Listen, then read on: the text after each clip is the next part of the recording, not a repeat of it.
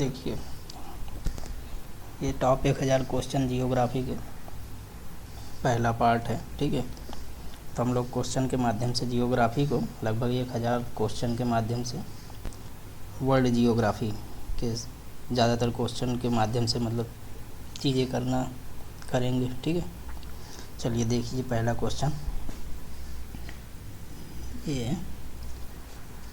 ठीक है, सौरमंडल का सबसे बड़ा ग्रह कौन सा है? तो सौरमंडल का सबसे बड़ा ग्रह कौन सा है? तो देखिए इसके माध्यम से, ये पीपीटी है, इसके माध्यम से बताते हैं। ये सन है। ठीक है, तो सन के पास सबसे छोटा सा ग्रह, एक छोटा सा है ग्रह, कौन है? बुध है, शुक्र है।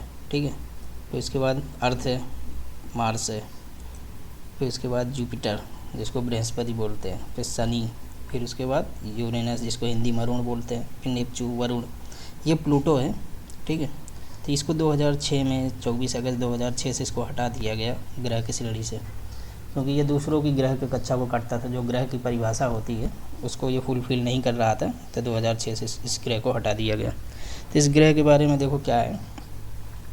सबसे पहले तो इसमें बढ़ती हुई दूरी के अनुसार पूछता है कि कौन सूरज से किस आर्डर में है, ऐसे दे देगा तो आप लोग भी याद हो। ठीक है, मरकरी, शुक्र, फिर उसके बाद अर्थ, फिर मंगल, बृहस्पति, शनि, अरुण, वरुण। तो इसको देखो, शुक्र को भोर का तारा, सांझ का तारा, और ये सबसे चमकदार तारा होता है। ठीक है, सबसे ज़्यादा ब्राइटनेस इसकी होती है। हालांकि ये होगा कि बुध सबसे पास है तो इसको चमकना चाहिए, लेकिन बुध के अनुसार, बुध के कंपैरिजन में इसकी डेंसिटी बहुत ज़्यादा होती है, इसलिए जो है ना ये इससे ज़्यादा चमकता है। ठीक है, तो जैसे जैसे दूरी बढ़ती जाएगी, इनको सन को चक्कर लगाने में उतना ही ज़्यादा समय लगता जाएगा। बुध सबसे पहले चक्कर लगा लेगा, फिर शुक्र, फिर अर्थ, फिर मार्स। तो पृथ्वी के जानते हैं 365 दिन में लगाती है चक्कर, 365.25 होता है एग्जैक्ट। फिर उसके बाद मार्स, जुपिटर, फिर ऐसे। ठीक है, क्योंकि ग्रेविटेशनल फोर्स जो ज़्यादा पास रहेगा उसमें ज़्यादा गुरुत्वाकर्षण शक्ति रहेगी, तो ज़्यादा देर चक्कर लगाएगा। तो फिर इसके बाद ये है, जैसे दो ग्रह इसमें से, ये शुक्र और अरुण, ये दो ग्रह हैं जो एंटी क्लॉकवाइज घूमते हैं, सूरज का चक्कर लगाते हैं। ठीक है, इधर से ये ऐसे चक्कर लगाते हैं, बाकी सारे ग्रह क्लॉकवाइज लगाते हैं। तो ये भी क्वेश्चन आता रहता है अक्सर। फिर उसके बाद अक्सर पूछता है इनमें कि मतलब कौन सा किसका उपग्रह है। तो जैसे बुध का कोई उपग्रह नहीं है, उसके बाद शुक्र का कोई उपग्रह नहीं है, पृथ्वी का उपग्रह आप लोग सब लोग जानते हैं क्या है? चंद्रमा। ठीक है, एक ही उपग्रह है पृथ्वी का, जिसको नीला ग्रह भी बोलते हैं, अर्थ प्लेनेट, जिसमें मतलब जानते हैं पानी से 71% पानी है, 29% अर्थ है, और उस 29% में भारत का कितना एरिया है? 2.42। फिर उसके बाद ये मंगल ग्रह जिसको लाल ग्रह बोलते हैं। ठीक है, लाल ग्रह इसलिए बोलते हैं, इसमें आयरन के ओर बहुत ज़्यादा है, तो इसलिए इसको लाल ग्रह बोलते हैं। इसके दो उपग्रह हैं, फोबोप्स एंड डीमोस। ठीक है, याद रखिएगा, फोबोप्स एंड डीमोस। फिर उसके बाद आता है जुपिटर। जुपिटर के बाद, जुपिटर में क्या है कि सबसे ज़्यादा उपग्रह इसी के पास हैं। ठीक है, 67 या 69 ऐसा कुछ है। तो लेकिन इसका क्वेश्चन ये नहीं पूछेगा कि कितने उपग्रह हैं, इसमें पूछता है कि जुपिटर का सबसे बड़ा उपग्रह का क्या नाम है। एक ग्लाडीमीन उपग्रह, इसके जुपिटर के जो उपग्रह है वो ग्लाडीमीन है। ठीक है, फिर उसके बाद आता है चंद्रमा। इसके बाद जो है इससे थोड़ा सा कम इसके पास उपग्रह है। ठीक है, लेकिन अब एक नासा की रिपोर्ट आई थी, उसमें ये बताया गया कि शनि के 20 और उपग्रह बढ़ गए हैं। ठीक है, क्या कहते हैं, इंटरनेशनल एस्ट्रोनॉमिकल यूनिट्स द्वारा। ठीक है, तो इसमें इसके जो सबसे बड़ा उपग्रह है उसका नाम है टाइटन्स। ठीक है, तो याद रखना ये लगभग पृथ्वी के जितना बड़ा है, जितना बड़ा पृथ्वी है उतना बड़ा इसका उपग्रह है टाइटन्स। फिर उसके बाद आता है यूरेनस। ठीक है, इसका उपग्रह है ट्रिटॉन, सबसे बड़ा। फिर उसके बाद ये, इसका तो मुझे पता नहीं है कोई उपग्रह, इसके में याद रख लो, इसका पूछता है हाइड्रा, हालांकि इसको हटा दिया गया, इसके उपग्रह का नाम हाइड्रा था। ठीक है, तो इतनी सारी है, बाकी आगे क्वेश्चन इससे मिलते जाएंगे। ठीक है, फिर आगे देखते हैं। सूर्य के गिर्द एक परिक्रमा के लिए निम्न में से कौन सा एक ग्रह अधिकतम समय लेता है? तो आप लोग देखे ही थे, सबसे ज़्यादा दूर होगा तो वो कौन, सबसे ज़्यादा दूर होगा तो वो सबसे ज़्यादा समय लेगा। तो सबसे ये मान लो सन है, तो कौन था? बुध था, शुक्र, पृथ्वी, मंगल, बृहस्पति, शनि, अरुण, वरुण, प्लूटो। ठीक है। तो कौन सबसे दूर हुआ, तो ये हो गया बृहस्पति। तो इसका आंसर क्या होगा, बृहस्पति। ठीक है। निम्नलिखित में से कौन से ग्रह के सर्वाधिक प्राकृतिक उपग्रह है अथवा चांद है।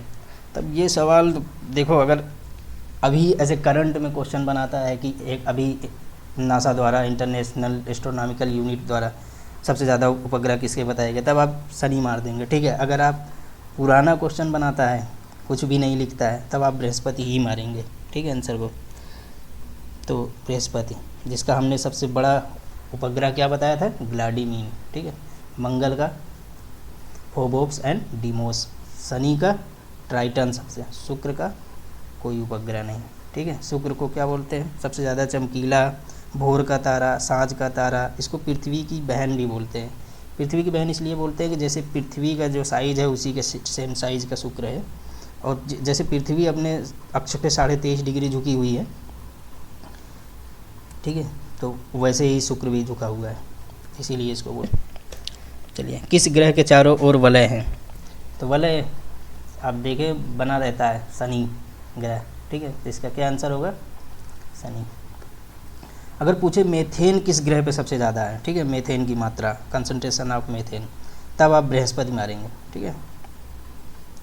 चलिए, शनि ग्रह प्लेटो से ठंडा है, नेपच्यून से ठंडा है, नेपच्यून से गर्म है, जुपिटर से गर्म है। तो अब क्या, जैसे जैसे आप डिस्टेंस जिसकी सबसे ज़्यादा दूर होगी वो सबसे ज़्यादा ठंडा होगा।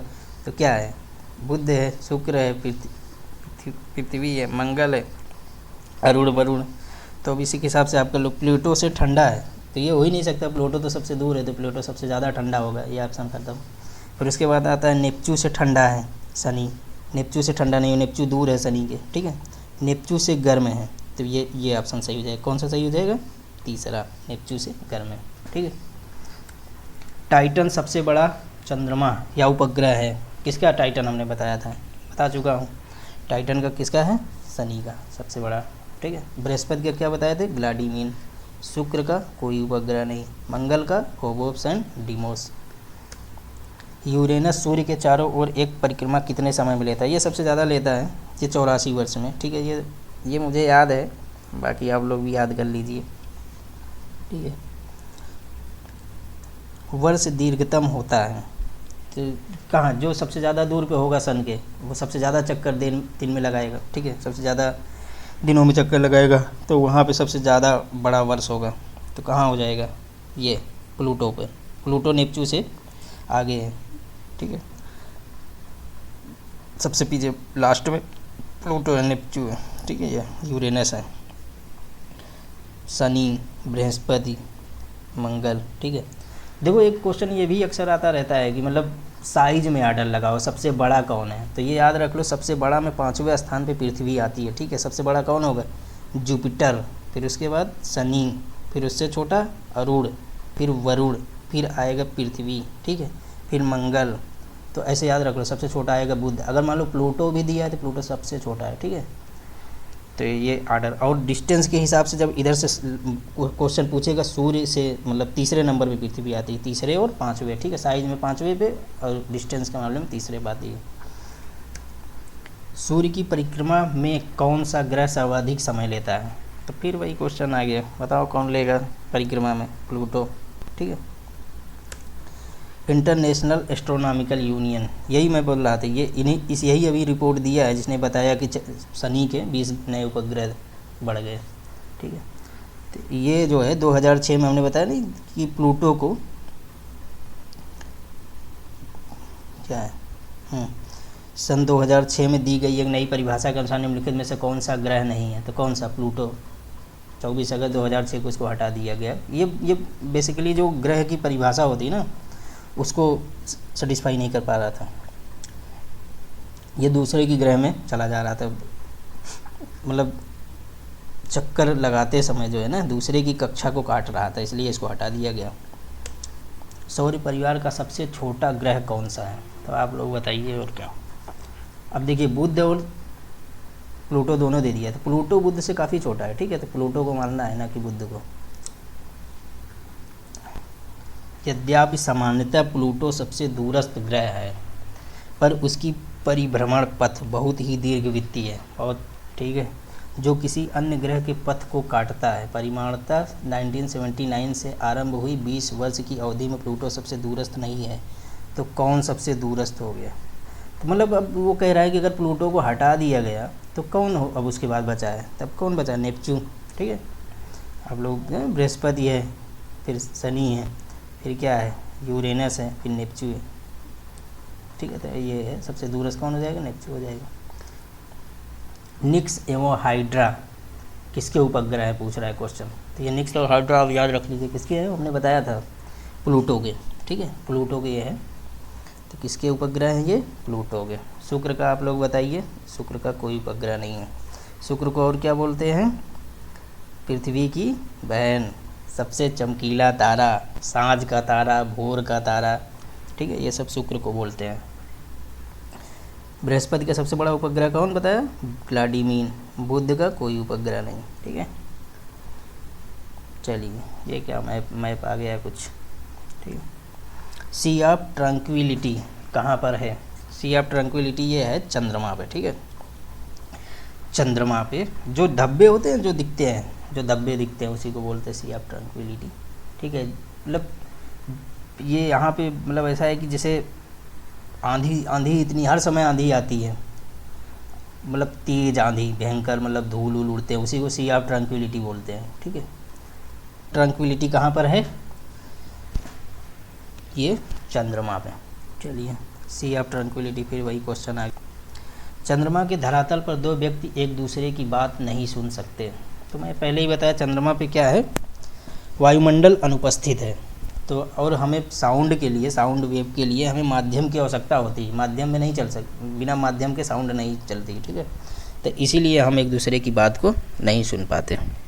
तब देखिए ऑप्शन देखिए, चंद्रमा पर उनके काम करना बंद कर देते हैं। काम लिखा हुआ है, इसमें ऑप्शन होगा कान काम करना बंद कर देते हैं। ठीक है, तो ये कोई मतलब नहीं है। चंद्रमा पर वायुमंडल नहीं है, तो यही ऑप्शन आंसर सही हो जाएगा। ठीक है, चलिए, चंद्र ग्रहण कब होता है? तो चंद्र ग्रहण, सूर्य ग्रहण, देखिए एक फिगर है, ये चंद्र ग्रहण है, ये सूर्य ग्रहण है। ठीक है, तो ये सन है, सन और पृथ्वी के बीच में जब जो है एक सीध में चंद्रमा आ जाता है, तो ये आप देखिए इसकी सन हमें कम दिखाई देगा इसकी छाया की वजह से, पृथ्वी यहाँ पर अगर हम है तो। ठीक है, तो इसलिए इसको क्या बोलेंगे? सूर्य ग्रहण। और चंद्र ग्रहण में क्या होता है कि पृथ्वी जो है ना चंद्रमा और सूर्य के बीच में आ जाती है। देखो अगर ये है तो हमें चंद्र ग्रहण क्या है, चंद्रमा नहीं दिखाई देगा, क्योंकि ये सारी पृथ्वी प्रकाश को रोक ले रही है, तो ये अंधेरा हो जाता है, दिखता नहीं। तो इसलिए इसको क्या बोलेंगे? चंद्र ग्रहण। तो आप समझ गए होंगे सूर्य ग्रहण और चंद्र ग्रहण। फिर से एक बार देख लीजिए, ये सूर्य है, ठीक है, ये पृथ्वी है, यहाँ पे मान लीजिए हम खड़े हैं, तो हम बीच ये चंद्रमा आ गया, तो हम देख पाएंगे सूर्य का कुछ हिस्सा छुप जाएगा, तो इसी को सूर्य ग्रहण बोलते हैं। ठीक है, अब चंद्रमा में क्या होता है कि मान लीजिए हम यहाँ हैं, ठीक है, तो यहाँ है, तो ये सूर्य की रोशनी जो है ना पृथ्वी ले रही, यहाँ तक पृथ्वी चंद्रमा पे पहुँच ही नहीं रही, तो इसलिए चंद्रमा दिखेगा नहीं। और आप लोग जानते हैं कोई भी वस्तु तब दिखती है जब उस पर सूर्य का प्रकाश पड़ता है, फिर वो प्रकाश पड़ने के बाद परावर्तन हो के हमारी आँख पे पड़ता है, ठीक है, रेटिना पे, तब हम उस वस्तु को देखते हैं। तो ये दिखाई नहीं देता है, इसलिए इसको चंद्र ग्रहण बोलते हैं। ठीक है, तब आप ये क्वेश्चन देख लीजिए, चंद्र ग्रहण कब होगा? तो चंद्र ग्रहण में क्या होता है, हमें चंद्रमा नहीं दिखता, पृथ्वी जो है किसके बीच में आ जाती है? सूर्य और चंद्रमा के बीच में, तो ये आंसर हो जाएगा। ठीक है, चलिए, कौन सी परिस्थिति में चंद्र ग्रहण होता है? तो क्या होगा, कौन सी परिस्थिति में चंद्र ग्रहण होगा? पूर्णचंद्र, नवचंद्र, अर्धचंद्र। तो पूर्णचंद्र 22 दिसंबर 1999 को पूर्णिमा के चंद्रमा के सामान्य से अधिक चमकदार होने के लिए मुख्य उत्तरदायी कारण था। क्या है? सामान्य से अधिक चमकदार। और आप लोग एक बात बता दो, जब हमें पूरे मतलब चंद्रमा जब पूर्णिमा के दिन जब चमकता है तो उसमें क्या होता है ना, हम जो उसकी ब्राइटनेस है वो 57% बढ़ जाती है और 30% उसका आकार बड़ा हमें दिखाई देता है। ठीक है, तो 30 और 57 आप लोग याद रख लीजिए। 30% हमें वो चंद्रमा बड़ा दिखता है और 57% चमकदार अधिक हो जाता है। ठीक है, तो ये कंडीशन क्या, अपसौर उपसौर। तो अब ये देखिए एक फिगर है आगे, तो ये वाली कंडीशन अपसौर उपसौर होती है, ये अपसौर होती है। अपसौर में मतलब सूर्य से दूरी जो है ये पृथ्वी की ज़्यादा हो जाती है, ठीक है। और आप लोग जानते हैं पृथ्वी जो है ना पश्चिम से पूरब घूम रही है, ठीक है, इसीलिए सूर्य जो है हमें हमेशा पूरब से उगता हुआ दिखता है। तो ये इलिप्ट सर्किल में नहीं घूम रहा है सूरज के चक्कर, ठीक है, ये इलिप्टिकल क्या दीर्घवृत्तीय पथ में घूमता है, तो कभी पास कभी दूर, ठीक है। तो ये उपसौर वाली कंडीशन है, ये अपसौर वाली कंडीशन है। तो यहाँ पे जब यहाँ पे आता है तब हमें चंद्रमा जो है पृथ्वी के तो पास जब आता है तब हमें ये 30% बड़ा और 57% अधिक चमकदार दिखता है, ठीक है। तो यही था। तो इसमें क्या था, इसमें क्या आंसर मानना था, अधिक चमकदार होने के लिए मुख्य उत्तरदायी कारण क्या हो जाएगा, उपसौर, ठीक है। चलिए, जब अर्धचंद्र होता है तो सूर्य पृथ्वी तथा चंद्र के बीच का कोण क्या होता है, ये 90 डिग्री होता है अर्धचंद्र में, ठीक है। वो जैसे ये सूर्य था, ये पृथ्वी थी, ये चंद्रमा था जब नहीं दिख रहा था चंद्रग्रहण में, ठीक है। तो ये पृथ्वी 90 डिग्री पे आ जाती है, ठीक है, तब ये अर्धचंद्र होता है, ठीक है। तो आप बता लोगे इसको क्या होगा, 90 डिग्री। ब्लू मून परिघटना होती है, ब्लू मून परिघटना होती है जब एक ही माह में 2 पूर्णिमा आ जाती है, तो इसको ब्लू मून परिघटना कहते हैं। तो देख लो ऑप्शन कौन सा होगा, जब एक ही माह में 2 पूर्णिमा हो जाती है, हो जाएगा, ठीक है। जब किसी वस्तु को पृथ्वी से चंद्रमा पर ले जाया जाता है तो क्या होगा, उसका भार हमने बताया, चंद्रमा का ग्रेविटेशनल मास पृथ्वी के गुरुत्वाकर्षण बल से 1/6 है, ठीक है, कम है, मतलब 1/6, 6वां भाग। तो उसका भार बढ़ेगा कि घट जाएगा, ठीक है। देखिए एक चीज़ जान लीजिए, भार और द्रव्यमान में अंतर। द्रव्यमान जो है ना वो स्पेस मतलब एक स्थान से दूसरे स्थान पे उसका चेंज नहीं होता, बढ़ता नहीं। भार एक स्थान से दूसरे स्थान पर घटता बढ़ता रहता है। जैसे पृथ्वी पर ही, ठीक है, पृथ्वी पर भी चंद्रमा जो आदमी का भार होता है सबसे ज़्यादा ध्रुवों पे होता है, ठीक है। और सबसे ज़्यादा भार कहाँ होगा, ध्रुवों पे, चाहे उत्तरी ध्रुव हो चाहे दक्षिणी ध्रुव हो। जैसे जैसे इधर आते हैं वो भार बढ़ता जाता है, और उसका पीछे कारण है पृथ्वी ध्रुवों पे चपटी हुई है, ठीक है, थोड़ा सा। तो ये चीज़ भी जान लीजिए थोड़ा। जब किसी वस्तु को पृथ्वी से चंद्रमा पर ले जाया जाएगा तो क्या होगा, उसका भार घट जाएगा, और क्या 1/6 हो जाएगा, तो उसका भार घट जाएगा। अब मैं पहले ही बता चुका हूँ कि 1/6 हो जाता है। आप मान लीजिए 60 kg की पृथ्वी पे हैं तो आप 10 kg का फील करेंगे, ठीक है, वहाँ पे। तो इसीलिए वो बड़े बड़े भार लेके उतरते हैं चंद्रमा वगैरह पे, ठीक है। और आप जानते ही होंगे थोड़ा सा कि 1969 में पहली बार चंद्रमा पे कौन गया था, नील आर्मस्ट्रांग उतरे थे, ठीक है। और यूनिवर्स में जाने वाले आप ना जानते ही आप कौन थे, राकेश शर्मा। कौन भेजा था राकेश शर्मा को, रसियन रॉसकॉस्मोस क्या बोलते थे, रॉसकॉस्मोस, जो उनकी रसिया की स्पेस एजेंसी है। और नील आर्मस्ट्रांग को कौन भेजा था, नील आर्मस्ट्रांग को कौन भेजा था, नील आर्मस्ट्रांग को नासा ने भेजा था, अमेरिका, ठीक है। तो इसका क्या होगा आंसर, उसका भार घट जाएगा। चलिए, चंद्रमा की पृथ्वी से दूरी है, कितनी दूरी है, तब देखिए एक चीज़ याद रखिए, चंद्रमा से पृथ्वी में दूरी जो है ना 364,000 किलोमीटर है, ठीक है। आप जानते हो लाइट की स्पीड कितनी होती है, 3 × 10⁸ मीटर प्रति सेकेंड, ठीक है, ये होती है लाइट की स्पीड।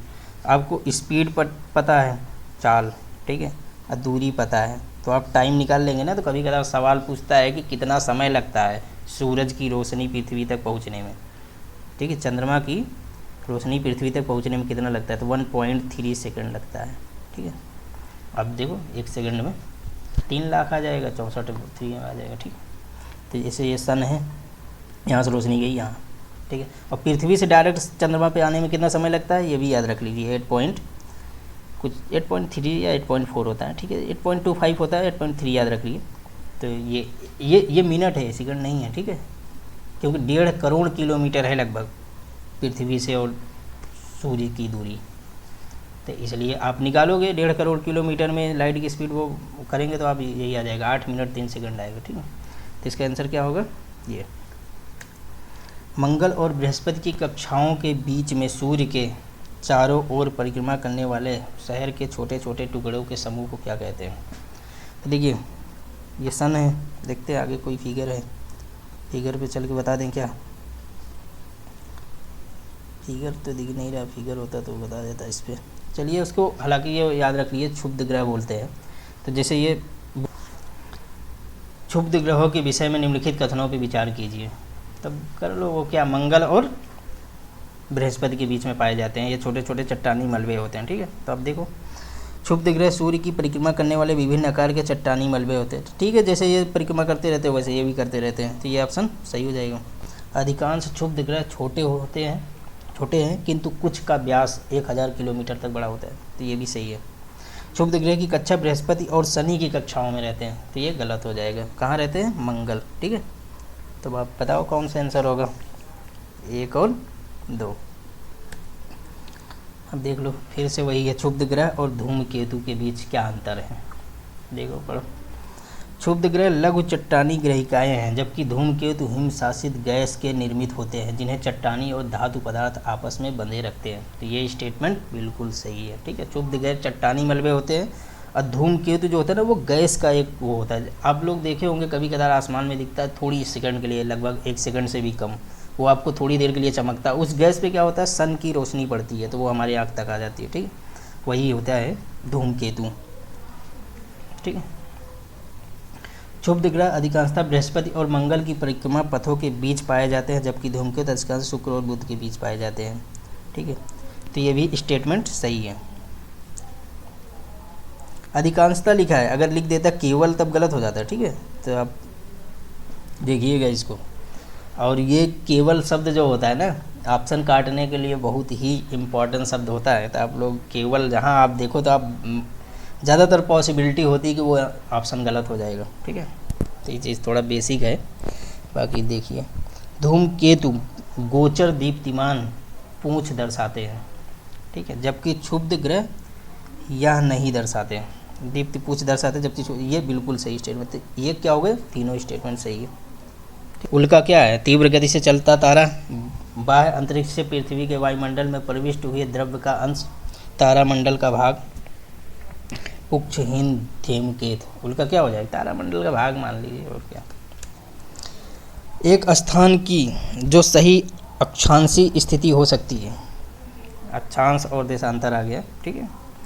तो अक्षांश और देशांश देखिए, ये मैं बता देता हूँ फिगर के माध्यम से। देखिए ये पोल टू पोल जो मिला रहे हैं, ठीक है, ये जो लाइन है ये है देशांतर लाइन, ठीक है। आप लोग पढ़े होंगे 0 डिग्री, ठीक है। यहाँ पे ये है, देखिए 0 डिग्री ये है। तो 0 डिग्री जो बताते हैं लंदन से जाती है ग्रीनविच, ठीक है, 0 डिग्री। तो ये सारी लाइनें हैं देशांतर, ठीक है। तो अब आप लोग खुद ही बताइए, अगर यहाँ से एक कितनी लाइनें बनेंगी टोटल, 180 बनेंगी, इधर से 180 बनेंगी। तो टोटल अगर मैं पूछूँ देशांतर लाइन कितनी होगी, तो कितना मारेंगे आप लोग, 360, ठीक है। ये आता है एग्जाम में सवाल, टोटल देशांतर कितनी होंगी। और ये भी याद रखना, जैसे विषुवत रेखा पे देशांतर की दूरी देखिए आप, ये एक देशांतर से दूसरे देशांतर के बीच की दूरी कितनी है, मैक्सिमम है। जैसे ध्रुवों की ओर जैसे घट जाती जाएगी वो घटती जाएगी, और पोल पे जाके कितना हो जाएगी, 0, एक पॉइंट हो जाती है, ठीक है, मिल जाती है। तो ये विषुवत रेखा पे मैक्सिमम होती है दूरी, ध्रुवों पे मिनिमम होती है देशांतर। टोटल कितनी होती है, 360। और ये सारी देशांतर रेखाएं सब एक बृहद वृत्त बनाएंगी पृथ्वी पे। अब देख लीजिए ध्यान से, अगर ये है तो इधर से ऐसे खींचेंगे तो ये पूरा एक वृत्त, तो इस तरीके 180 पूरे बृहद वृत्त बनाएंगे, ठीक है। अब आता है अक्षांश, ठीक है। और एक देशांतर में, ठीक है, ये देखिए, जैसे एक 15 डिग्री का अंतर होता है 1 घंटा में, ठीक है। ये अभी उससे सवाल आएंगे तो सवाल करा दूंगा अभी। देखिए ये है, तो 1 डिग्री में, 1 डिग्री देशांतर में लगभग कितना होता है, ये देखिए, ये देशांतर दूरी है, ठीक है। एक ये दूरी ऐसे अपना निकालते जाएंगे। तो अब अक्षांश आगे देख लीजिए पहले, ठीक है। तो ये अक्षांश जो होता है ना, पश्चिम से पूरब खींची गई वो जो लाइन काल्पनिक रेखा है, वो उसको हम लोग, जैसे ये 0 डिग्री पे ये है और उधर से ऐसे बाहर से खींच दिए तो ऐसे, ठीक है। तो वो 0 डिग्री पे ये बृहद देशांतर, फिर इसको 1 डिग्री ऊपर ऐसे खींचते जाएंगे तो पूरा कितना 90 होता है। तो एक ऐसे खींचते जाएंगे, इसको छोड़ के तो कितना होगा 89 ना, ये तो होगा 89 इधर 89 इधर, ठीक है। नीचे ऐसे ये वाला जो है ये जो पश्चिम से पूरब ऐसे खींच रहे हैं उसको हम लोग अक्षांश रेखा बोलते हैं, ठीक है। तो ये अगर पूछूँ मैं कि कितने अक्षांश पाए जाएंगे तो टोटल 89 इधर, टोटल 89 इधर, एक ये बृहत वाला, तो टोटल कितने हो जाएंगे 179 अक्षांश रेखाएं। अक्षांश रेखाओं में क्या है, जैसे जैसे ऊपर जाते जाएंगे ना उनका जो वो है क्या व्यास या वृत्त छोटा होता जाएगा, ठीक है। और जो ध्रुव पे आएंगे तो अक्षांश क्या हो जाएगा, एक पॉइंट हो जाएगा खाली, और इसी तरीके उत्तरी ध्रुव पे इधर दक्षिणी ध्रुव पे एक पॉइंट हो जाएगा, ठीक है। तो ये हो गया अक्षांश और देशांतर, ठीक है। बाकी और मैं बताऊँ, जैसे एक चीज़ याद रखो, 15 डिग्री में 1 घंटे चेंज होता है, ठीक है। 1 घंटे मतलब 60 मिनट, ठीक है। 1 घंटे मतलब 60 मिनट। तो अब ये अगर 1 डिग्री में निकालूँ तो 4 मिनट आएगा। तो इससे हम लोग सवाल लगाएंगे, ठीक है। अभी आगे क्वेश्चन करेंगे। तो 1 डिग्री बराबर कितना होगा 4 मिनट, और 15 डिग्री बराबर 60 मिनट, मतलब 1 घंटे का चेंज होगा। तो अब ये देखो, ये साला साफ नहीं हो रहा है मुझसे, कैसे बताऊं, चलो इसमें बताता हूं, ठीक है। क्या है, तो अब आप पहले आप लोग ये देखिए, ये है मान लीजिए, तो प्रथम चतुर्थ, first coordinate, second coordinate, third coordinate, fourth coordinate, ठीक है। तो अपना भारत कहाँ है, ये 0 डिग्री है मान लो, यहाँ पे, यहाँ लंदन है, ठीक है। तो अभी तो अपना भारत ये है, ठीक है। तो 8 डिग्री 4 मिनट मेनलैंड, ये वाला कितना है 37 डिग्री 6 मिनट, ठीक है। और ये वाला कितना है 68 डिग्री 7 मिनट, 68 डिग्री 7 मिनट। और ये कितना है 97 डिग्री 25 मिनट, ठीक है। तो हम लोग जो देखो क्या करते हैं, जैसे जनरली कोशिश करते हैं कि 15-15 मिनट 1-1 घंटे के देखें। तो आप देखिए 15-15 30 45 चौको 60, ठीक है। 15-5 75, 15 छक्का 90। तो ये 2 लाइनें देशांतर गुजरती हैं भारत से, ठीक है। एक यहाँ एक यहाँ। तो हम लोग दोनों को ना लेके दोनों को एवरेज ले लेते हैं। तो ये 82.3 ये ले लेते हैं, ठीक है, 30। तो हमारी ये आप लोग याद होगा कि क्या है, किन किन राज्यों से होकर गुजरती है। तो आप लोग बता देंगे। उत्तर प्रदेश, फिर उसके बाद आप क्या आएगा, ठीक है, उत्तर प्रदेश, वहाँ तमिलनाडु से निकल जाती है, ठीक है। तमिलनाडु, आंध्र प्रदेश, 5 राज्य से होके आती है, ठीक है। उत्तर प्रदेश, मध्य प्रदेश, महाराष्ट्र में भी जाती है, तो 5 राज्य से होती है। और कर्क रेखा आप लोगों को पता होगा 8 राज्यों से होकर गुजरती है। तो वो आगे आएंगे सवाल, हम बताएंगे, ठीक है, कौन कौन राज्य से होगा। राजस्थान हो जाएगा, गुजरात हो जाएगा, ठीक है। कर्क रेखा ये याद रखिए यूपी से नहीं गुजरती, गुजरात हो जाएगा, ठीक है। मध्य प्रदेश हो जाएगा, छत्तीसगढ़, झारखंड, उड़ीसा, और उसके बाद वेस्ट बंगाल और त्रिपुरा में निकल जाती है। 8 राज्य होते हैं, ठीक है। आगे क्वेश्चन आएंगे तो हम लोग देख लेंगे, तो ये अभी वो नहीं है। ये सवाल पे आते हैं हम लोग। एक स्थान जो सही अक्षांशीय स्थिति हो सकती है 91 डिग्री, भाई अब हमें पता है ये अगर वृत्त है तो ये 90 डिग्री तक जाता है। 91 डिग्री उत्तर का कोई मतलब ही नहीं। 45 डिग्री पूर्व, ये तो देशांतर रेखा हो जाएगी, ठीक है। 45 डिग्री दक्षिण, ठीक है, ये हो जाएगी 45 डिग्री दक्षिण पे एक अक्षांश रेखा हो जाएगी, ठीक है, 91 डिग्री पे। इसका आंसर कौन होगा, ये। बाकी आप लोग अगले जो कमेंट वगैरह होगा करके बताइएगा कि क्या दिक्कत थी समझाने में, क्योंकि मेरे पास अभी वो पैड नहीं है जिस पे मैं पेन से चला सकूँ। ये हाथ से ही कर रहा हूँ लैपटॉप पे, ठीक है। तो इसलिए हो सकता है समझा ना पा रहा हूँ सही से। बाकी आप लोग बता दीजिए कमियाँ क्या है, क्योंकि अब पहली बार मैं रिकॉर्ड भी कर रहा हूँ इसको, तो जाहिर सी बात है कि ढेर सारी चीज़ें नहीं बता पा रहा हूँ, ठीक है। बाकी आप लोग देख लीजिएगा, जो कमी होगी बताइएगा। निम्नलिखित में से कौन सा एक ब्लॉक पर बृहद वृत्त नहीं है, बृहद वृत्त नहीं है, तब बताओ क्या है। देखिए देशांतर तो मैंने आपको बताया कि 360 टोटल देशांतर होती है। ये अगर पृथ्वी है तो ध्रुव से ध्रुव जितना देशांतर रेखा है सारी बृहद वृत्त होते हैं। विषुवत रेखा पे बृहद अक्षांश बनता है, आप लोग जानते हैं। 60 डिग्री पूर्वी देशांतर, ये पूर्वी देशांतर क्या हो जाएगी ये आपका, अगर ये 0 तो ये पूर्वी देशांतर क्या 60 डिग्री, तो ये देशांतर बृहद वृत्त ही होगा, ठीक है। 60 डिग्री उत्तरी अक्षांश, ये बृहद वृत्त नहीं होगा। 60 डिग्री उत्तरी अक्षांश पे मान लो यहाँ ये आप बनाएंगे तो बृहद वृत्त नहीं बढ़ेंगे। 0 डिग्री पे बृहद वृत्त बनता है, ठीक है। तो आंसर कौन हो जाएगा, नहीं है ये। शून्य अक्षांश तथा शून्य देशांतर, मतलब 0 डिग्री अक्षांश और 0 डिग्री देशांतर कहाँ है, तो आप देखिए 0 डिग्री कहाँ है, ये है ये लाइन, और 0 डिग्री कहाँ है, ये है। तो ये कौन सा सागर है, अटलांटिक महासागर, जो यस आकार का है, ठीक है। ये और ये मिला के ये त्रिभुजाकार होता है जनरली, ठीक है। तो ये क्या है, प्रशांत महासागर। तो 0 डिग्री कहाँ मिल रहा है, देखिए ये लंदन से जाती हुई, लंदन, फ्रांस, स्पेन, ठीक है। उसके बाद आता है तुम्हारा ये क्या है, इसको क्या बोलेंगे, ये हो जाएगा कोलंबिया, नहीं कोलंबिया तो ये हो जाता है, देखिए ये गिनी है, ठीक है। ऊपर बुर्किना फासो है, ये मोरोटोनिया है, ठीक है। उसके बाद ये आता है, इसका मुझे याद नहीं आ रहा क्या ये है। देखिए सबसे पहले आप लोग भी मैप याद रख लीजिए, ठीक है। जियोग्राफी में वर्ल्ड मैप कहिएगा तो मैं एक बना दूंगा, आप लोग उसको याद करिए। एक मैप ले लीजिए मार्केट से जाके, ठीक है। क्योंकि उससे उसी से अगर मान लो वर्ल्ड जियोग्राफी से 10 क्वेश्चन आते हैं तो 3 क्वेश्चन आप मैप से करेंगे, ठीक है। मैप, कॉमन सेंस, ये सारी चीज़ें, ठीक है। तो ये 0 डिग्री जहाँ जहाँ से गुजरती है कभी कदा क्वेश्चन पूछेगा, ठीक है। तो ये 0 डिग्री है। तो ये क्या कहाँ है, अटलांटिक महासागर में, देखिए यहाँ पे ये है तुम्हारा गिनी की खाड़ी, यहीं पे 0 डिग्री मिलती है। तो ये क्या आंसर होगा इसका, अटलांटिक महासागर, शून्य अक्षांश तथा शून्य देशांतर। तो सबसे बड़ा पहले देखो सागर सबसे बड़ा कौन है, सबसे महाद्वीपों में देखो सबसे बड़ा कौन है, सबसे बड़ा है एशिया, फिर दूसरे पे अफ्रीका, तीसरे पे अमेरिका, चौथे पे साउथ अफ्रीका, ठीक है। पाँचवें पे आता है आपका ये अटलांटिक, याद रहे, ठीक है। पाँचवें पे अटलांटिक महादेश आता है। फिर उसके बाद आता है आपका ये क्या कहते हैं, यूरोप, फिर ऑस्ट्रेलिया, ठीक है, सबसे छोटा।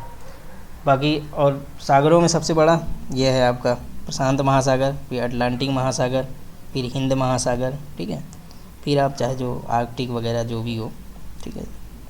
तो ये आर्डर होगा। ये जो है ना लगभग जैसे टोटल अगर परसेंटेज में निकाले ना, हालांकि चलिए अभी आगे आएंगे क्वेश्चन, अभी यहाँ ज़्यादा हो जाएगा, ठीक है। तो यहाँ से यहाँ क्वेश्चन क्या था, शून्य अक्षांश शून्य देशांतर कहाँ मिलते हैं 0 डिग्री, ठीक है।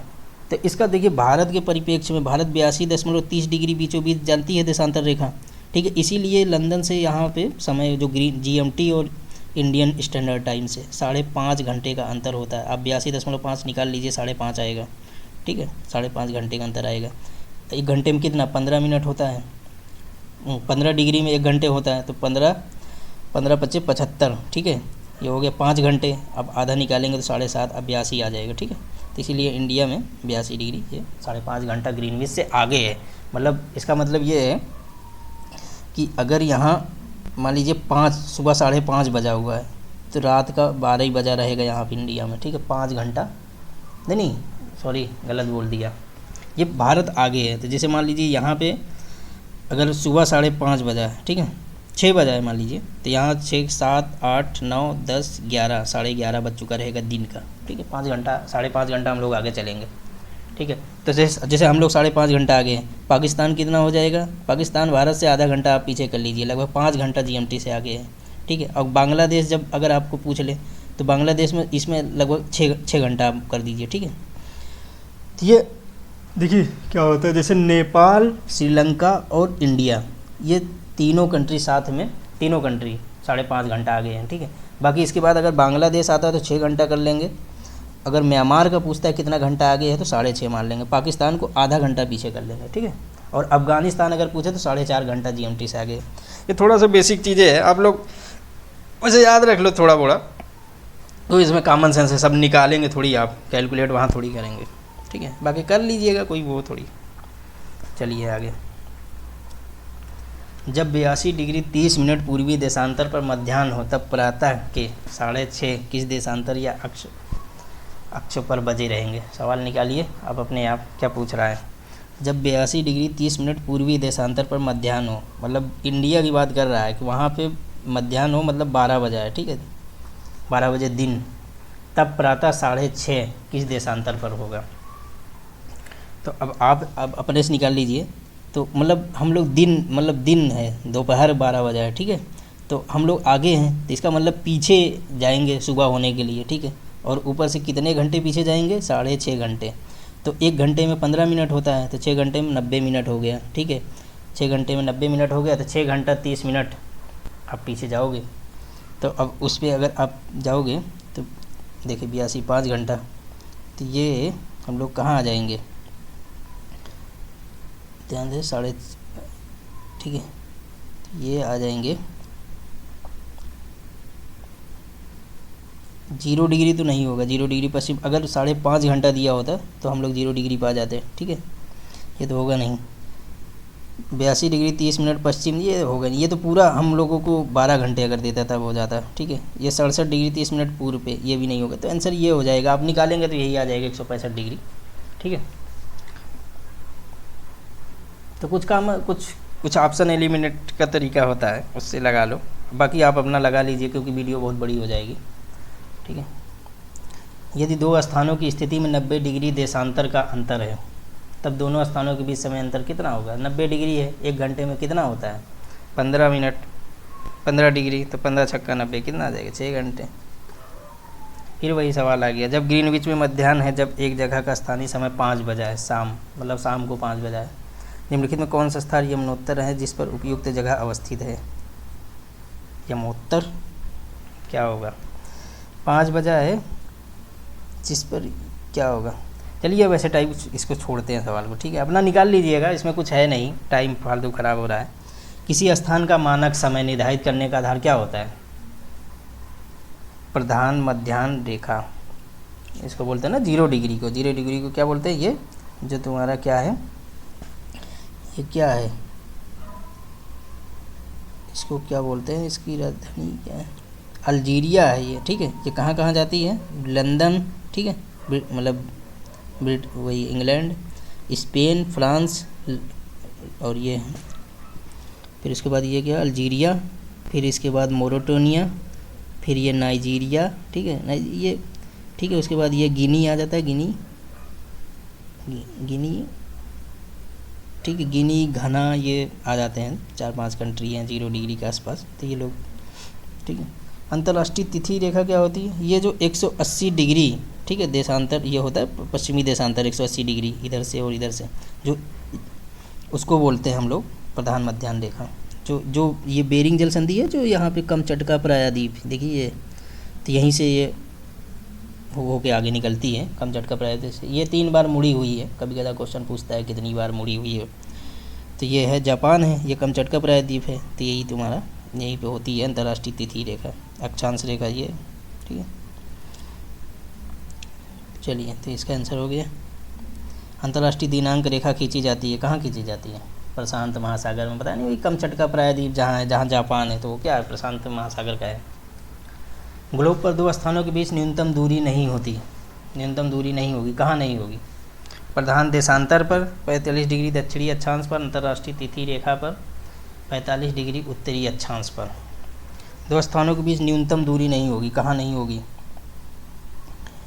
तो अंतर्राष्ट्रीय तिथि रेखा, प्रधान देशांतर रेखा जो 0 डिग्री, तो क्या होगा, कहाँ पे नहीं होगी, आप लोग बताइए।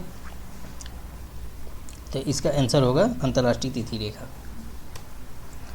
चलिए, ये आया, निम्नलिखित में से कौन सा एक जल डमरू मध्य अंतर्राष्ट्रीय तिथि रेखा को सर्वाधिक निकट है। तो हमने बताया ये कमचटका प्रायद्वीप है, यही है, ये क्या कहते हैं, अंतर्राष्ट्रीय तिथि रेखा है।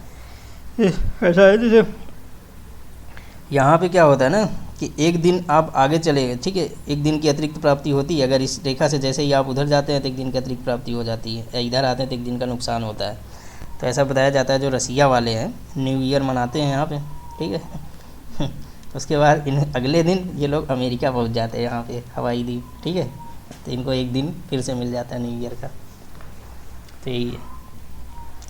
चलिए, तो ये निम्नलिखित क्वेश्चन करते हैं, निम्नलिखित में से कौन सा एक जल डमरू मध्य अंतर्राष्ट्रीय तिथि रेखा सर्वाधिक निकट है, ये है। तब जल डमरू मध्य क्या है, इसको बता देते हैं, ठीक है। ये देखिए, कुछ मैं बता देता हूँ। जल डमरू मध्य जैसे ये है, ठीक है, कि कौन सी है जल डमरू मध्य? पनामा, ठीक है, जो किसको अलग करता है? पनामा शहर को और कोलंबिया से जुड़ा हुआ है, पनामा नहर है। 1912 में कि 14 में, 12 में या 14 में, शायद 1914 में पनामा नहर बना था, ठीक है। और इस पनामा नहर की खास बात ये, इसमें लॉक क्या पॉज सिस्टम है, मतलब कि पानी बहुत कम है, ठीक है, बहुत सकरे एरिया से गुजरती है, तो इसको जैसे पानी इसको लॉक कर दिया जाता है, पानी फिर ऊपर तल उठता है, फिर जहाज आगे बढ़ती है, फिर लॉक कर दिया जाता है, ऐसे चलती है। तो एक बार क्वेश्चन आया था ये कि कौन सी नहर में लॉक सिस्टम है, ठीक है, तो ये पनामा है, ठीक है। बाकी ये वाली जल संधि आप लोग बताइए कौन सी जल संधि है? डेविस जल संधि इसको बोलते हैं, ये सबसे मोटी जल संधि है, ठीक है, इसके बारे में है। अब ये बताइए ये वाली जल संधि जो इसको हवाई द्वीप से अलग कर रही है, इसको क्या बोलते हैं? बेरिंग जल संधि, ठीक है। चलिए ये वाली बताइए, ये जो स्पेन से जुड़ा हुआ है, किससे? मोरक्को से, ठीक है, मोरक्को है ना, ये मोरक्को को स्पेन से जुड़ा है, इसको बोलते हैं जिब्राल्टर की जल संधि। ये क्या है? ये भूमध्य सागर है, और ये क्या है? फारस, क्या कहते हैं, लाल सागर, भूमध्य सागर, लाल सागर, ठीक है, ये फारस की खाड़ी। तो अब ये बताइए, ये है जिब्राल्टर जल संधि, ये है स्वेज नहर, ठीक है, ये स्वेज नहर, ये जिब्राल्टर, और ये है बब अल मंडेब जल संधि, ठीक है, जो यमन और जिबूती का अलग करती है। तो अफ्रीका और एशिया को, या अफ्रीका और यूरोप एशिया को कौन अलग करता है? 3 स्थानों से अलग होता है, जिब्राल्टर जल संधि, स्वेज जल संधि और स्वेज नहर है, जो क्या 1869 में बना था, ठीक है। हालांकि काम करना बाद में किया था, लेकिन इसका निर्माण कार्य शुरू हो गया था 1869 में, स्वेज नहर का। गांधी जी का जन्मदिन भी वही हुआ था 1869 में, ठीक है। तो देखिए, चलिए, तो ये जिबूती है, ये यमन है, इसको बब अल मंडेब, आंसुओं का क्या बोलते हैं? धुआरा, देख लीजिए, ये हो गया। बाकी अब देखिए, ये हो गया कि अफ्रीका इससे अलग हो रहा है। अब ये देखिए ऑस्ट्रेलिया एशिया से कैसे अलग होता है। ये क्या है? अराफुरा सागर, तिमोर सागर, ठीक है, ये टॉरस जल संधि, और ये है बास जल संधि, ये है न्यूजीलैंड को जो अलग करता है कुक जल संधि, ठीक है। ये उत्तरी द्वीप, दक्षिणी द्वीप, न्यूजीलैंड के बारे में जानते हैं ना, कुक नाम के लोग आदमी था कोई, उसी ने इसको खोजा था, तो उसी के नाम पे रख दिया गया कुक जल संधि। तो इसमें ये न्यूजीलैंड में जानते हैं डेयरी उद्योग के लिए बहुत प्रसिद्ध है, ठीक है। यहाँ की जनजाति को हम लोग क्या बोलते हैं? माओरी जनजाति। और यहाँ पे कैंटेबरा का एक मैदान है जो मतलब डेयरी उद्योग के लिए बहुत फेमस है, ठीक है, कैंटेबरा का घास का मैदान बोलते हैं। ऑस्ट्रेलिया में डाउन्स है घास का मैदान, तो वो जब घास वगैरह आएंगे तब बताएंगे। तो ये होगी जल संधि इतनी। और बता दूं जल संधि, ये है ब्रिटेन वाला, जिसको क्या बोलते हैं? इंग्लिश चैनल, ठीक है, इंग्लिश चैनल। यहीं पे डॉगर बैंक है जो मत्स्य के लिए सबसे ज़्यादा प्रसिद्ध है। यहाँ नहीं हाँ, डॉगर बैंक, हाँ ये डॉगर बैंक है। और यहाँ पे जो न्यूफालैंड के पास जो ठंडी जलधारा आती है और ये इधर से गर्म जलधारा मिलती है, यहाँ पे न्यूफालैंड, ठीक है, यहाँ पे है मत्स्य के लिए ग्रेट बैंक। ये आपका जापान है, होकेंडो है, होन्सू है, शिकोकू है, कोसू है, ठीक है। तो हो गई जल संधि की, और बचा है जल संधि। यहाँ देख लीजिए, ये है एक मलक्का की जल संधि, ठीक है, जो किससे अलग कर रही है? हिंद महासागर और इसको, ठीक है, प्रशांत महासागर को अलग कर रही है, मलक्का की जल संधि। तब मुझे याद तो और जल संधि आ नहीं रही है एट ए टाइम, ठीक है। तो आप लोग देखिए, जैसे जैसे क्वेश्चन आएगा आगे याद आता जाएगा। तो फिर से याद करा देता हूँ, ये कौन सी है? डेविस, जो सबसे मोटी जल संधि है। ये अंतर्राष्ट्रीय तिथि रेखा के सबसे करीब कौन सी जल संधि है? बेरिंग जल संधि, ठीक है। ये कौन सी नहर है जो अलग कर रही है इसको? पनामा जल संधि भी बोलते हैं, पनामा नहर भी है वहाँ पे, ठीक है। ये दक्षिणी अमेरिका और उत्तरी अमेरिका को अलग कर रही है। ये कौन सा है? जिब्राल्टर की जल संधि। ये कौन सी है? स्वेज नहर, ठीक है। ये कौन सी है? बब अल मंडेब, ठीक है, जो यमन और जिबूती को अलग कर रहा है। ये उत्तरी सागर। तो बाकी अब देख लीजिएगा जो भी होगी जल संधि। चलो आगे चलें, आगे क्वेश्चन अब देख लो। तो इसका आंसर क्या होगा? निम्नलिखित में से कौन सा जल डमरू मध्य अंतर्राष्ट्रीय तिथि रेखा के सर्वाधिक निकट है? बेरिंग जल संधि, ठीक है। ये किसको अलग कर रही है? देख लीजिए, एशिया और उत्तर अमेरिका को, ये एशिया और उत्तर अमेरिका को अलग कर रही है। मलक्का जल डमरू किसको अलग करती है? हिंद महासागर को प्रशांत महासागर से, ठीक है। फ्लोरिडा की जल संधि ये है, देखिए, ये कैरेबियन सागर को फ्लोरिडा से अलग करती है। जिब्राल्टर जल संधि कहाँ है? ये है, ठीक है। तो इसका आंसर क्या होगा? बेरिंग जल संधि। निम्नलिखित समूह में किस एक के देशों में से भूमध्य रेखा गुजरती है? अब देखिए, ये मैप बेस्ड सवाल है। चलिए आगे देखिए, मैप भूमध्य रेखा कहाँ से गुजरती है, कर्क रेखा कहाँ से गुजरती है, मकर रेखा कहाँ से गुजरती है, ठीक है। तो आप याद रखिए 0 डिग्री जो है ना, ये जो अमेजन का मुहाना है यहीं से गुजरती है, ठीक है। यहाँ से ऐसे ये 0 डिग्री है, ठीक है। क्या है? भूमध्य रेखा। तब आप याद रख लीजिए इसके 4। इक्वाडोर, ये है क्या? पेरू, पेरू बोलते हैं, हाँ ठीक है, ये है पेरू। फिर उसके बाद ब्राज़ील, ठीक है। और ये थोड़ा सा मिस हो गया है, मैं खींचा हूँ, तो ये वाली भी आ जाती है जो कोलंबिया है। तो 4 राज्यों से होके यहाँ दक्षिणी अमेरिका में 0 डिग्री गुजरती है। कौन कौन? इक्वाडोर, और ये क्या है? कोलंबिया, ठीक है। और ये है ब्राज़ील, पेरू। 4 राज्य हो गए। इधर देखिए अफ्रीका में 6 देशों, राज्य बोल रहा हूँ सॉरी, 6 देशों से होके गुजरती है, ठीक है। तो ये क्या है? ये है, क्या कहते हैं इसको, देखिए ये इधर से आती है, सोमालिया है, सोमालिया से निकलती है। फिर आ जाता है आपका क्या, ये तंजानिया, ठीक है। सोमालिया, तंजानिया, युगांडा, ये डेमोक्रेटिक रिपब्लिक कांगो, और ये गिनी, ठीक है। ये 6 देशों से यहाँ निकलती है अफ्रीका से।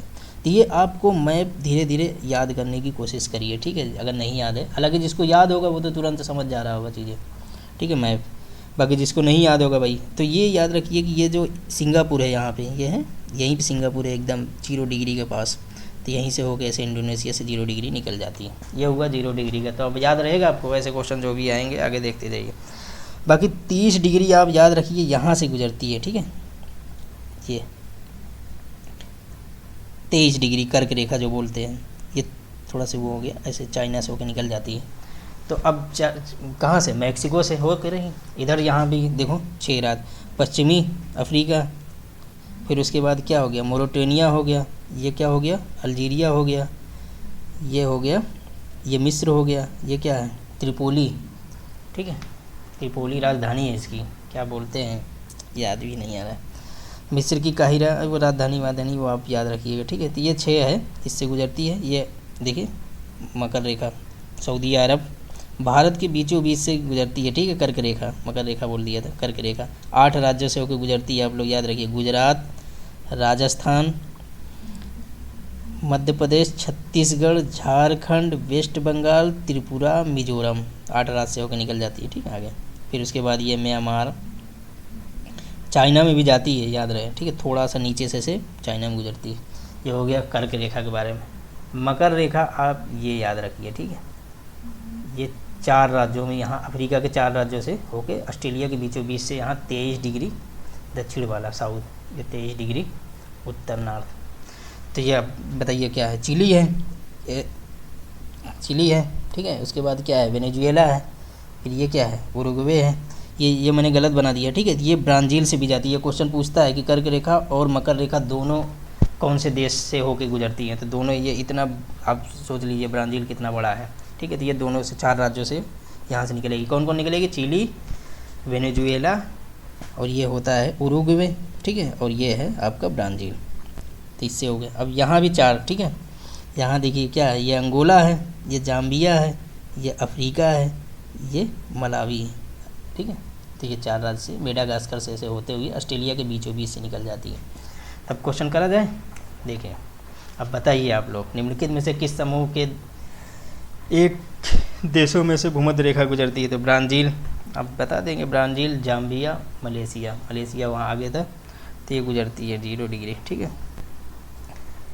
इंडोनेशिया, कंबोडिया में देखो, कंबोडिया में कहाँ जाएगी 0 डिग्री, ठीक है। 0 डिग्री कंबोडिया में नहीं, कंबोडिया ऊपर है ना, ठीक है। तो यही आंसर हो जाएगा, ठीक है। अब ये मैप बेस्ड क्वेश्चन है, आप लोग याद कर लेंगे तो ठीक है, क्योंकि हमने आपको पहले ही बता दिया सर, 10 क्वेश्चन आया तो 3 क्वेश्चन मैप से रहेगा, ठीक है। चलिए आगे देख लीजिए। भूमध्य रेखा निम्नलिखित में से किस देशों से होकर नहीं गुजरती? तो केन्या से होकर गुजरती है। मैक्सिको से तो हमने बताया 23 डिग्री ऊपर से जाती है, वो जो सी आकार का बना है वहीं से, तो ये आपको आंसर हो जाएगी, ये नहीं गुजरेगी। इंडोनेशिया, ब्राज़ील में जाती है। ब्राज़ील में कर्क 0 डिग्री और क्या कहते हैं, मकर रेखा दोनों गुजरती है। निम्नलिखित में से देश कौन सा भूमध्य रेखा पर अवस्थित है? बताओ, भूमध्य रेखा पर कौन सा अवस्थित है? वेनेजुएला, वेनेजुएला कहाँ है? ये नीचे है, देखो। तो भूमध्य रेखा 0 डिग्री पर नहीं है। बुन्नुई, यहाँ कोलंबिया, ये है, ये कोलंबिया, तो भूमध्य रेखा। तो ये हो जाएगा बुनोई जो है, नहीं बुनोई, यही हो जाएगा भूमध्य रेखा पर अवस्थित। बुनोई ये इंडोनेशिया का जो वो द्वीप है, क्या कहते हैं, ये यही छोटा सा एक देश है एकदम बिंदी सा, ठीक है। तो ये बुनोई है, इसका आंसर क्या मारेंगे, 0 डिग्री पे बुनोई। भूमध्य रेखा गुजरती है, कहाँ से गुजरेगी भूमध्य रेखा, 0 डिग्री पूछ रहा है कहाँ से गुजरती है। तो कोस्टरिका तो नहीं गुजरती, कोस्टरिका वो है ना मध्य अमेरिकी कंट्री जो सात कंट्री है, ठीक है, उसको भी याद रखना है। 7 कंट्री क्वेश्चन पूछता है कि मध्य अमेरिका में कौन सा नहीं आता, ठीक है, मध्य एशिया में कौन सी नहीं आती कंट्री, उसमें 5 है, उज्बेकिस्तान, किर्गिस्तान, कजाकिस्तान, तुर्कमेनिस्तान, ठीक है। तो ये याद रखना पड़ेगा आपको। मैप जितनी जल्दी हो सके आप प्रैक्टिस करिए, ठीक है। भूमध्य रेखा गुजरती है, तो किससे गुजरती है भूमध्य रेखा, केनिया से गुजर जाएगी, बताए थे आप, देखोगे अफ्रीका तो केनिया से गुजरती है, दिखा दूँ, ये देखिए, ये है केनिया, नीचे नीचे तंजानिया है, ये केनिया है, ठीक है। हो सकता है बोलने में कहीं गड़बड़ी हो जाए तो आप याद रखिए कि ये है 6 कंट्री, ठीक है।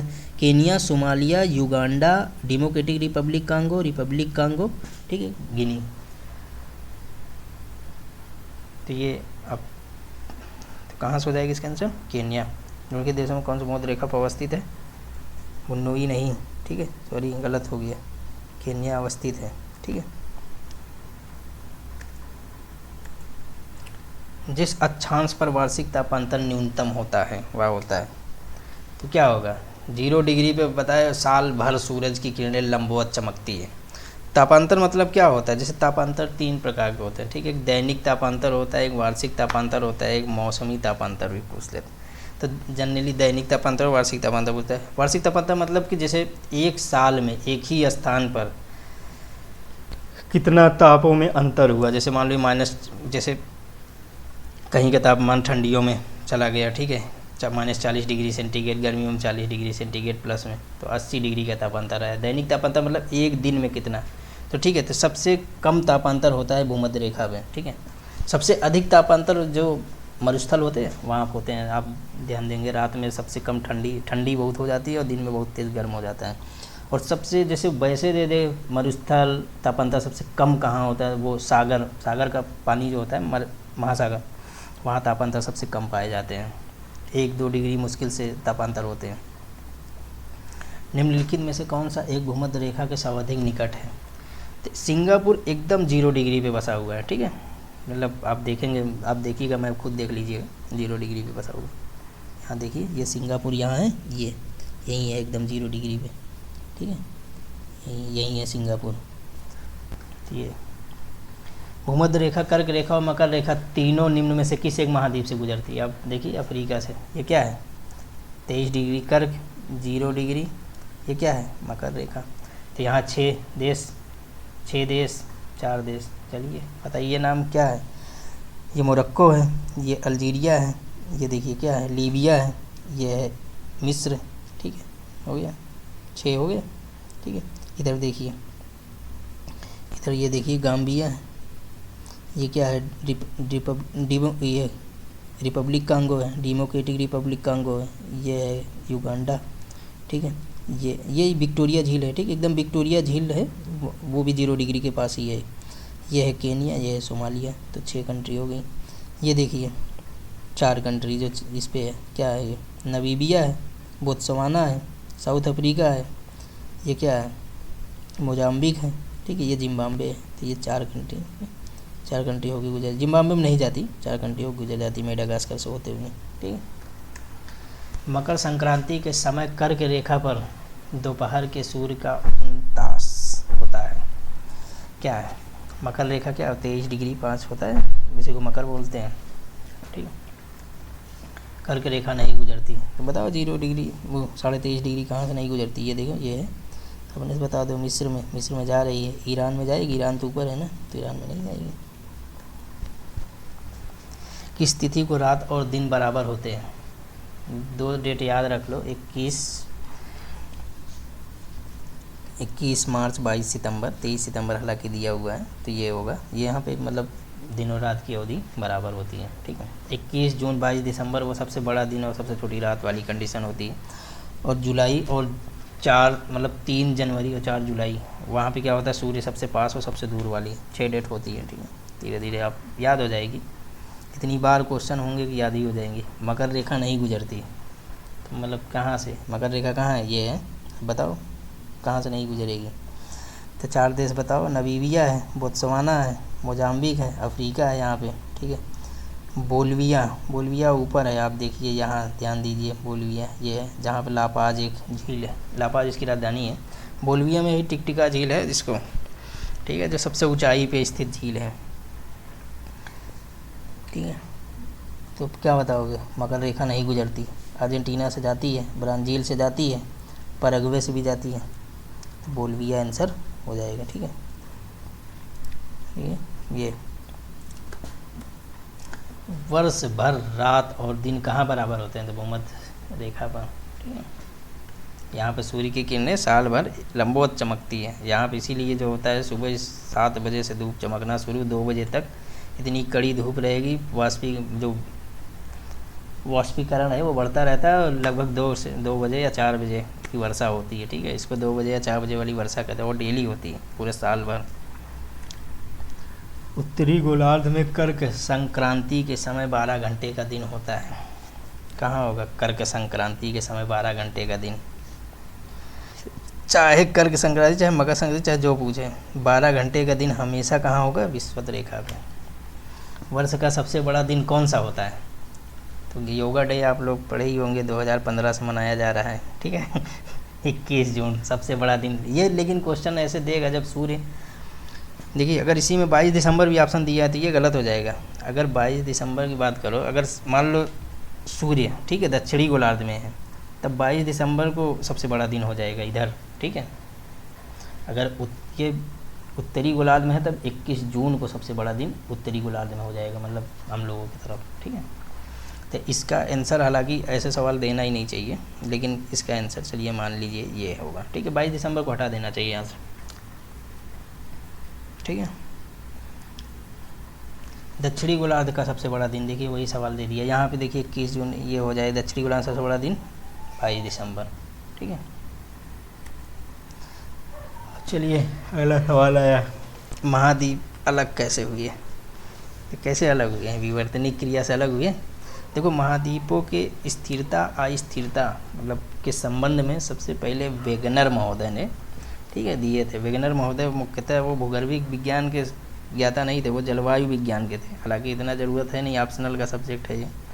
ठीक है, तो वेगनर महोदय ने 1912 में महाद्वीपीय विस्थापन के बारे में चर्चा किया। उन्होंने महाद्वीपों के विस्थापन के बारे में बताया कि ये यहाँ जो दक्षिणी गोलार्ध है, ठीक है, यहाँ पे सारे थ्रू चिपके हुए थे, जिसके, ठीक है, जिसको लॉरेंसिया ऊपर वाले को बोले, जो यूरेशिया वाला पार्ट है और नॉर्थ अमेरिका वाला पार्ट है, इसको लॉरेंसिया बोला गया। नीचे वाले पार्ट जिसमें साउथ अमेरिका, दक्षिण अमेरिका, ठीक है, उसके बाद अंटार्कटिका, इंडिया, ऑस्ट्रेलिया, इसको गोंडवाना लैंड बोला।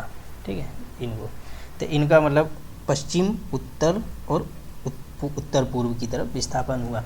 वेगनर महोदय ने इन बलों के विस्थापन के लिए जो बल बताए थे ना, वहीं पे वो गड़बड़ हो गई। ठीक है, उन्होंने ज्वारी बल और प्लवनशील बल के बारे में बताया था, जबकि प्लेट विवर्तनिक क्रिया जो 1960 के आसपास आई, उसमें यह स्पष्ट हो गया कि इसके लिए जो आकर्षण बल होता नहीं, वो जिम्मेदार था, जिसको प्लेट टेक्टोनिक बोलते हैं। ठीक है, प्लेटों का मूवमेंट जानते ना आप, लिथोस्फीयर, उसके नीचे एंथेनोस्फीयर, जो मैग्मा है, मैग्मा के ऊपर प्लेट बड़े बड़े तैर रहे होते हैं, तो वो आकर्षण बल के कारण, ठीक है, तो ये होता है। हालांकि इतना बहुत है। तो ये क्या है, अंगारा लैंड, लॉरेंसिया, ये गोंडवाना लैंड। ठीक है, तो महाद्वीपीय अलग कैसे हुए, क्या, विवर्तनिक क्रिया से। वलन क्रिया परिणाम है, तो वलन क्रिया परिणाम जानते हैं क्या होता है, तनाव बल और संपीड़न बल, दो बल के बारे में पढ़े होंगे। जैसे ये प्लेट है, ये प्लेट है, ठीक है, ये मान लो ये प्लेट एक तरफ आ रही है, तो जो भारी होगी वो इसके नीचे दब जाएगी। ठीक है, ये दब जाती है, तो नीचे आप जानते हैं मैग्मा तैर रहा है, तो ये गलने लगती है चट्टान। ठीक है, जब गलती है तो यहाँ पे आयतन बढ़ेगा, इसको बेनियाफ जोन बोलते हैं। तो ये ऐसे लावा फिर इसको तोड़ के निकलता है, इसको ज्वालामुखी क्रिया बोलते हैं। ठीक है, तो ये वलन के फलस्वरूप जो है ना, वो पर्वत भी बनता है, ज्वालामुखी, ये यहाँ आंसर क्या मारोगे, पर्वत निर्माणकारी बल। अंतर्जात बाह्यजात बल क्या होता है? अंतर्जात बल वही भूकंप, मतलब भूकंप, ज्वालामुखी, जो पृथ्वी के अंदर जो हलचल करते हैं। बाह्यजात बल क्या होते हैं? जो पृथ्वी के ऊपर, जैसे अपर्दन, अपक्षयन, ठीक है, ये सारी चीज़ बाह्यजात बल में आते हैं। तो इसका क्या आंसर होगा? वलन क्रिया किसका परिणाम है? पर्वत निर्माणकारी। बता दूं क्या? हिमालय की घटना है। ज़्यादा ना हो जाए। चलिए छोड़िए, अभी क्वेश्चन आगे आएगा तो वहाँ से फिर बता देंगे, ठीक है। बलुआ पत्थर एक चट्टान है क्योंकि वह मरुस्थल से बनती है, गर्मी से बनती है, पानी के नीचे बनती है, पहाड़ के ऊपर बनती है। बताइए आप ही लोग इसको। मरुस्थल कहाँ बनता है? बलुआ पत्थर चट्टान क्या है, ठीक है। तो इस क्वेश्चन के आंसर आप लोग बताएंगे। बहुत बता चुका। अग्नेय चट्टानों के लिए निम्नलिखित में से कौन सा कथन सत्य है? बताइए। अग्नेय चट्टान, देखिए 3 चट्टानें होती है, अग्नेय चट्टान, अवसादी चट्टान, क्रांतीय चट्टान, या उसको रूपांतरित चट्टान बोलते हैं। तो देखिए जो अग्नेय चट्टान मूल चट्टान है, इसको कई करोड़ों वर्षों में धीरे धीरे टूट फूट के अपक्षयन, अपर्दन के कारण इसमें अवसाद जमा होते जाते हैं परत दर परत, ठीक है। तो इसको बोलते हैं हम लोग अवसादी चट्टान, जो मुख्यतः किससे संबंधित होती है? इसमें मतलब इसी में हमारा पेट्रोलियम या जीवाश्म ईंधन जितने भी हैं, पेट्रोलियम, कोयला, नेचुरल गैस, ये सारी चीज़ें अवसादी चट्टानों से संबंधित है, ठीक है। ग्रेनाइट चट्टान जो होती है, जो कठोर होती है, ठीक है, वो मुख्यतः मिनरल से जुड़े होते हैं। लोहा, तांबा, टीन, सीसा, जस्ता, जो भी मिनरल्स होते हैं, वो अग्नेय चट्टानों को हम लोग तोड़ के प्राप्त करते हैं उसके निक्षेप के रूप में, ठीक है।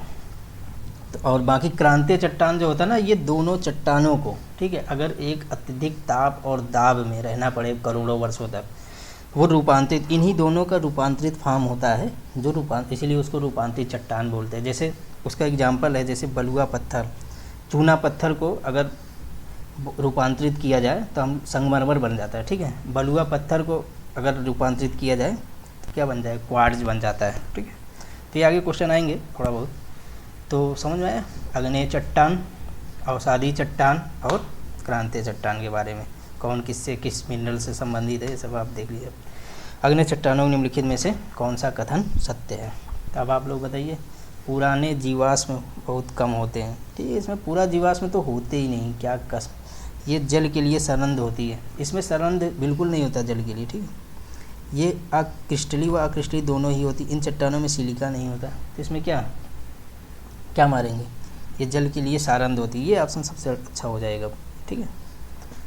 बाकी देख लीजिए, अगर गलती हो तो बता दीजिएगा, ठीक है। मेरे ख्याल से तो यही होना चाहिए।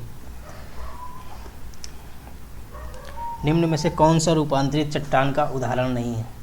मतलब मूल चट्टान है, जैसे बलुआ पत्थर, ग्रेनाइट, ठीक है, बेसाल्ट, ये सब मूल चट्टान है। बेसाल्ट, ग्रेनाइट ये अग्नेय चट्टान का मूल चट्टान है। और जैसे बलुआ पत्थर, चूना पत्थर, ये अवसादी चट्टान है। इनका रूपांतरित फॉर्म हो जाता है चूना पत्थर का संगमरमर और बलुआ पत्थर का क्वार्ट्ज, ठीक है।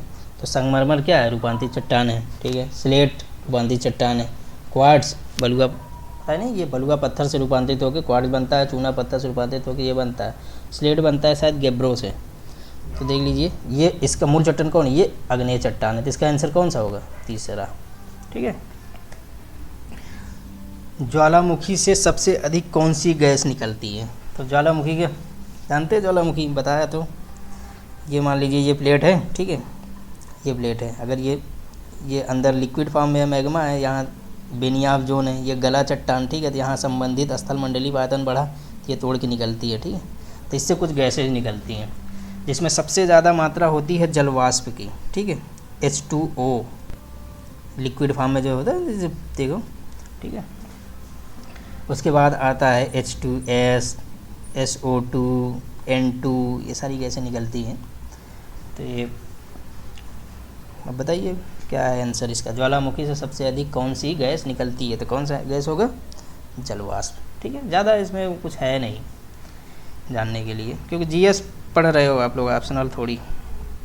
पृथ्वी के अंदर पिघले पदार्थों को कहते हैं, क्या बोलेंगे? मैग्मा बोलते हैं, मैग्मा, बेसाल्ट, ठीक है। तो आप जानते हैं पृथ्वी को 3 पार्ट में स्थल क्या हो? क्रोड,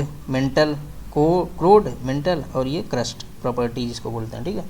3 पार्ट में डिवाइड करते हैं। अब वैसे डिवाइड करते हैं तो 4 पार्ट में कर लेते हैं, क्या? लिथोस्फीयर, एंथोनोस्फीयर, मेसोस्फीयर, बैरोस्फीयर, ठीक है।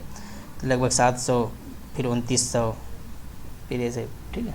तो ये पृथ्वी का जो क्रस्ट है वो ठोस है, मेंटल जो है ना वो आपका लिक्विड फॉर्म में है, ठीक है। और ये क्रोड जो है ना वो फिर ठोस फॉर्म में हो जाता है पृथ्वी का, ठीक है। तो इसके पीछे हालांकि जब तापमान बढ़ रहा है बहुत, आप इतना मान लीजिए जितना सूरज का बाहर का हिस्सा का तापमान है 6000 डिग्री सेंटीग्रेड, पृथ्वी भी अंदर भी इतना तापमान है, ठीक है। तो ये आप मान लीजिए कितना तापमान है अंदर। इसीलिए जो है ना पृथ्वी के अंदर जो अंदर भौतिक सर्वेक्षण होता है वो होता है भूकंप रेखा की जो तरंगे होती है उसी के सहारे हम लोग इसकी जानकारी लेते हैं। तो हालांकि भूकंप पे आएगा, भूकंप में बताएंगे कैसे जानकारी मिलती है सारी। तो ये क्या है मेंटल, इसको आप अपर मेंटल इनर मेंटल दो में तोड़ लेते हैं, ठीक है। ये लिक्विड फॉर्म, ये मैं बता रहा था कि क्रोड क्यों लिक्विड फॉर्म में। तो क्रोड इसलिए लिक्विड फॉर्म में, यहाँ पे अत्यधिक ताप और दाब के कारण ये ठोस हो, अरे लिक्विड कह रहा हूँ, ठोस हो जाता है, ठीक है, अत्यधिक ताप और दाब के कारण। आप जानते हैं ना डेंसिटी पृथ्वी की नीचे जाते समय बढ़ती जाती है, अवसादी चट्टानों की 2.7 तक, उसके बाद जैसे नीचे जाते हैं लगभग केंद्र में मान लीजिए 13 दशमलव कुछ। और पृथ्वी का औसत घनत्व तो आप लोग जानते हैं कितना है, 5.5, ठीक है।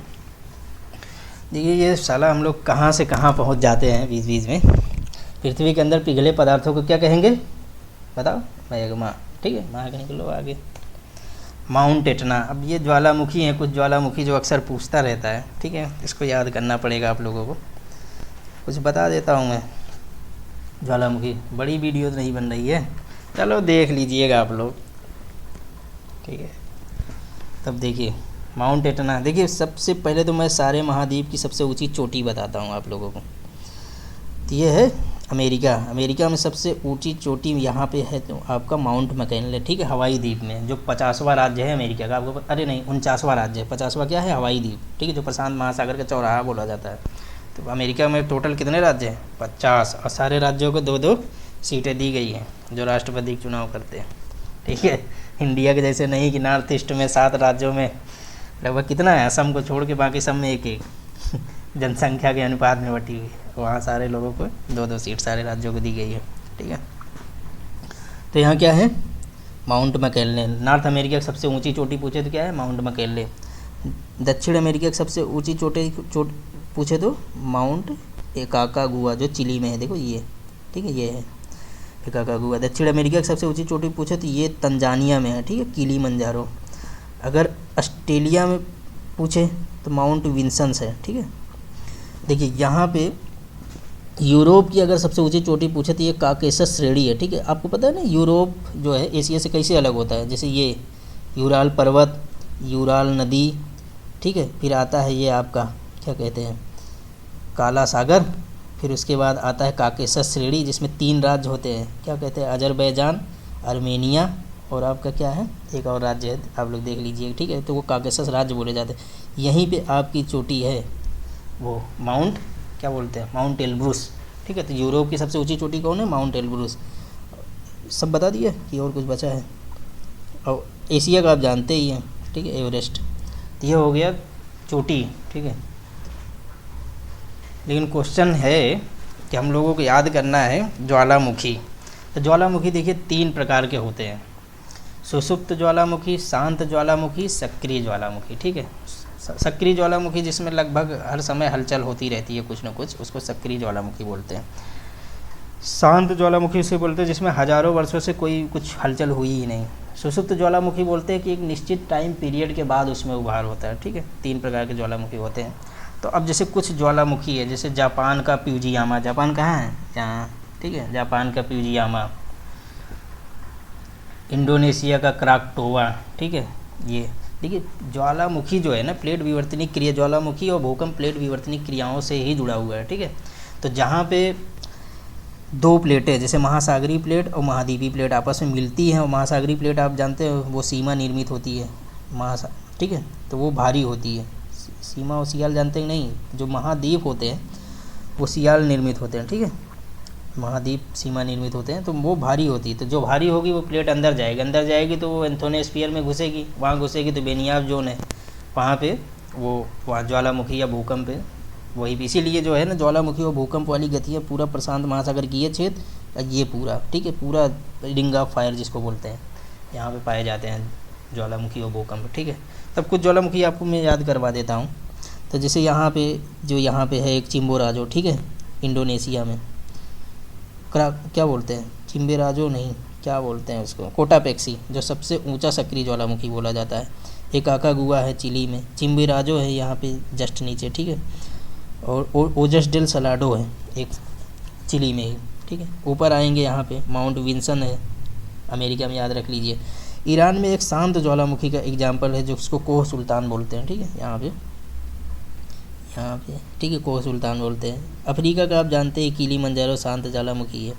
ठीक, जापान में पीजियामा, इंडोनेशिया में क्राकटोवा। ठीक है, तो कुछ है ऐसे, क्वेश्चन करते चलेंगे, आगे देखते चलेंगे, नहीं तो ज़्यादा हो जाएगा। बाकी आप लोग देख लीजिए, याद कर लीजिए। मौना लोआ एक सक्रिय ज्वालामुखी है। ये कहाँ है, ये हवाई द्वीप है, कहाँ, ये हवाई का वहीं पे है। मौना लोआ एक सक्रिय ज्वालामुखी है। ठीक है, इटली में क्या क्या है, माउंट विंसन्स है। ठीक है, माउंट विविसियस ये है इटली का। और एक क्या है जिसको प्रकाश स्तंभ बोलते हैं, आप लोग को याद होगा, क्या बोलते हैं उसको, मुझे तो याद ही नहीं आ रहा है। माउंट विविसियस है जिसको प्रकाश स्तंभ बोलते हैं। इटली का क्या बोलते हैं, याद ही नहीं आ रहा है। चलिए ठीक है, आप ही लोग। जापान में क्या, पीजियामा। अलास्का में मौना लोआ। तो इसका आंसर क्या होगा, अरे हवाई द्वीप में, जो प्रशांत महासागर के चौराहा बीचों बीच है। ठीक है, जो जिसको अमेरिका 50वां राज्य घोषित किया है। मौना लोआ उदाहरण है किसका, सक्रिय ज्वालामुखी का। माउंट किलिमंजारो कहाँ स्थित है, अफ्रीका में। कहाँ है, केनिया कि तंजानिया, तंजानिया में। ठीक है, अब देखे होंगे फिगर में। संसार का सर्वाधिक सक्रिय ज्वालामुखी कौन है, सर्वाधिक सक्रिय ज्वालामुखी ये है किलायू। ठीक है, ये है। फ्यूजियामा कहाँ है, जापान में। कोटापेक्सी कहाँ है, इक्वाडोर में। यूएसीएस कहाँ है, इटली में। ठीक है, तो ही मैं 10 पार्ट लाऊंगा। ठीक है, 10 पार्ट में जितना हो सके उतना बता दूंगा। वैसे जनरली कोशिश है कि 10 पार्ट में पूरा वर्ल्ड जियोग्राफी धीरे धीरे करके मैं ख़त्म कर दूं।